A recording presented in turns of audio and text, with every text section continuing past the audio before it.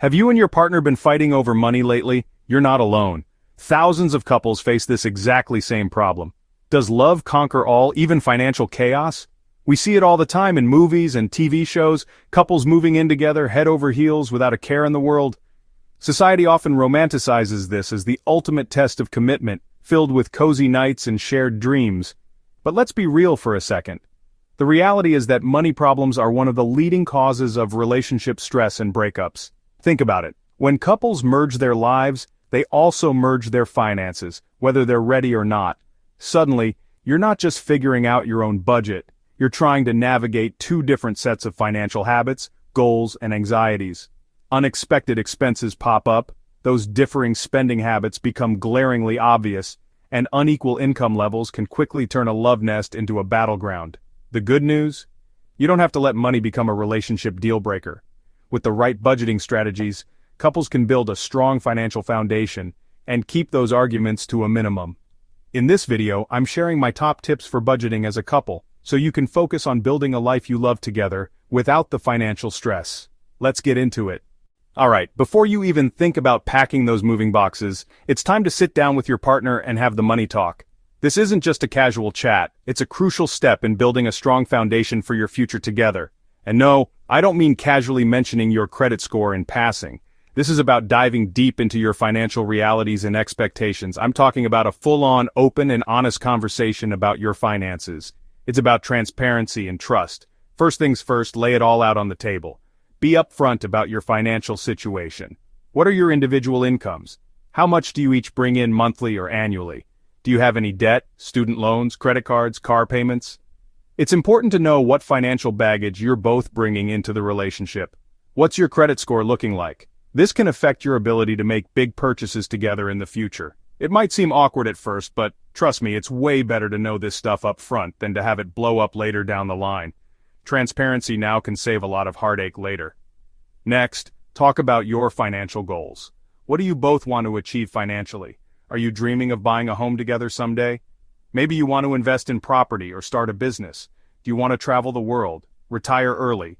These dreams require planning and saving. Having shared financial goals will not only bring you closer, but also give you something concrete to work towards as a team. It strengthens your partnership. Finally, and this is a big one, discuss your spending habits and, let's be honest, your financial pet peeves. This can be a sensitive topic, but it's essential.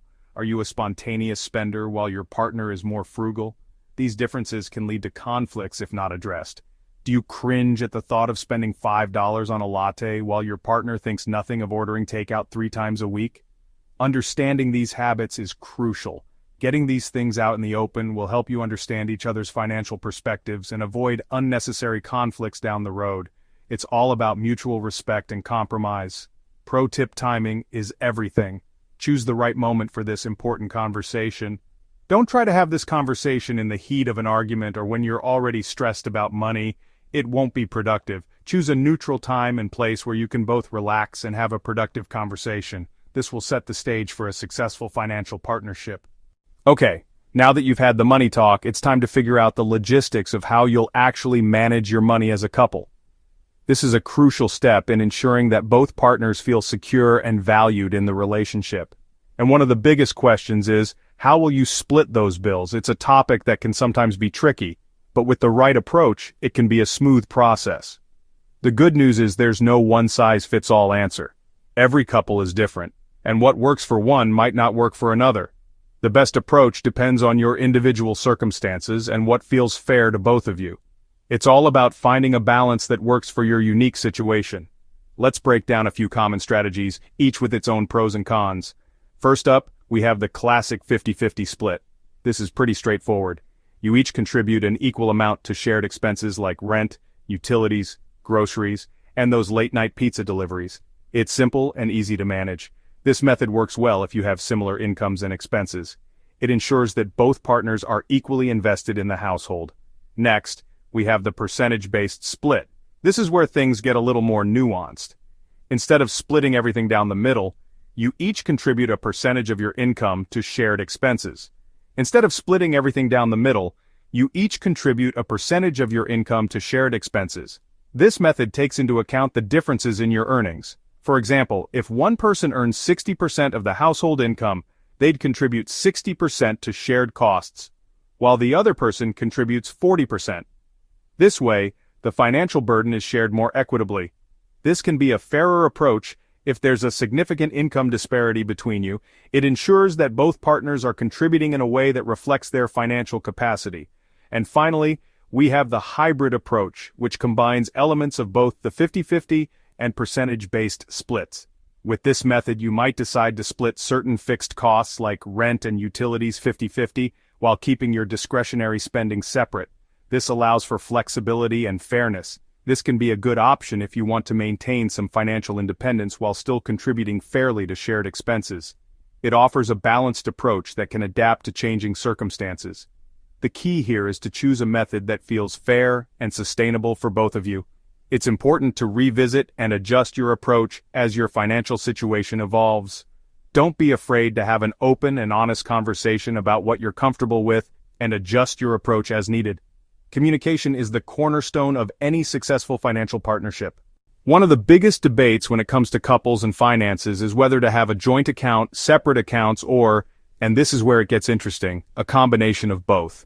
This topic can spark a lot of discussions and even disagreements, but finding the right balance is key to a harmonious financial relationship. Here's the thing, you can have your cake and eat it too. By combining both joint and separate accounts, you get the best of both worlds. A joint account can be a great way to manage shared expenses like rent, utilities, groceries, and other household costs. It ensures that both partners are contributing to the common goals and responsibilities. And those joint savings goals you talked about, like saving for a vacation, a new car, or even a down payment on a house, become much easier to track and achieve. It simplifies bill payments and keeps everything transparent. Both partners can see where the money is going and how much is being saved, but, and this is a big but, maintaining some financial independence is crucial. It's important for each person to have a sense of autonomy and control over their own finances. That's where separate accounts come in.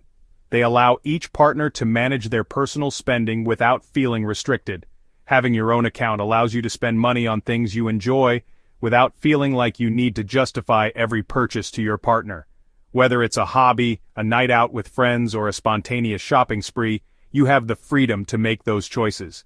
Think of it this way, the joint account is for your Team Us goals, the things you both agree on and work towards together.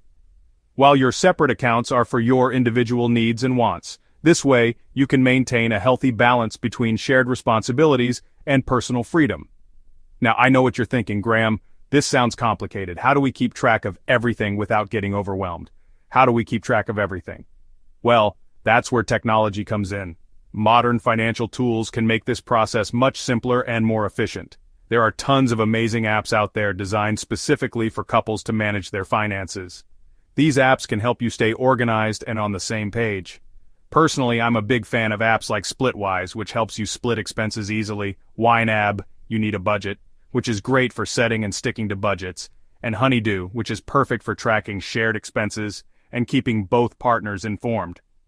These apps make it super easy to track shared expenses, set budgets, and even nudge your partner when they've gone a little overboard on those online shopping sprees. They bring transparency and ease to managing finances as a couple.